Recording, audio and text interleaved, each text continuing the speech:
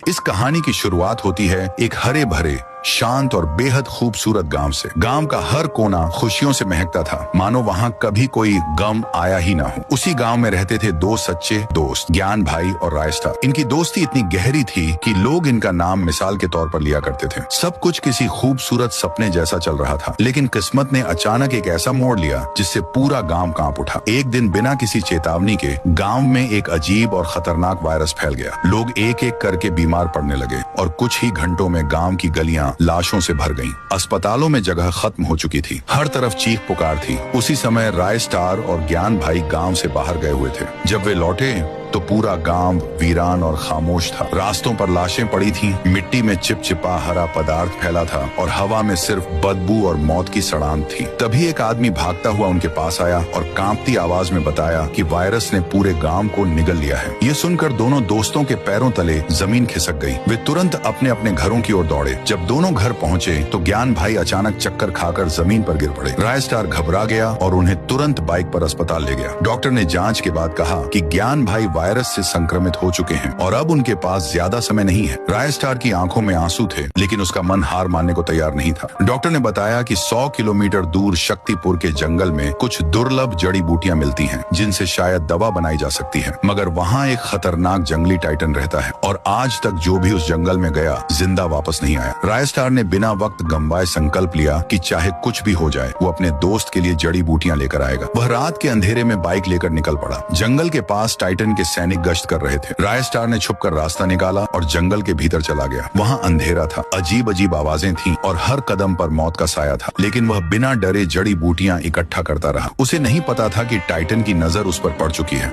उम्मीद के साथ रायस्टार अस्पताल पहुंचा। रायस्टार, डॉक्टर साहब ये लीजिए जड़ी बूटियां। डॉक्टर ने तुरंत इलाज शुरू कर दिया। धीरे धीरे ज्ञान भाई की तबीयत संभलने लगी और पूरे गांव के लोग भी ठीक होने लगे। गांव में फिर से रौनक लौट आई। लोग मुस्कुराने लगे, बच्चों की हंसी गूंजने लगी। लेकिन वो शांति ज्यादा देर टिक नहीं सकी। टाइटन ने गांव पर हमला कर दिया। हर तरफ भगदड़ मच गई। लोग फिर से गिरने लगे, चीखें आसमान तक पहुंचने लगी। उसी वक्त रायस्टार और ज्ञान भाई ने धमाकेदार एंट्री मारी। रायस्टार, तू मासूम लोगों को क्यों मार रहा है? टाइटन, तुमने मेरे जंगल से जड़ी बूटियां चुराई हैं, अब सबको इसकी सजा मिलेगी। ज्ञान भाई, अगर तुझे अपने जंगल की इतनी फिक्र थी तो तू इंसानियत दिखाता, लेकिन तू तो एक राक्षस बन गया है। ये बात सुनते ही टाइटन आग बबूला हो गया और उसने फाइट शुरू कर दी। देखते ही देखते पूरा मैदान जंग का अखाड़ा बन गया। चारों तरफ खून ही खून। रायस्टार और ज्ञान भाई एक एक करके टाइटन के सारे गुंडों को खत्म करते गए। थोड़ी देर बाद जैसे ही धुआं छंटा, टाइटन जमीन पर गिरा पड़ा था और सामने खड़े थे रायस्टार और ज्ञान भाई।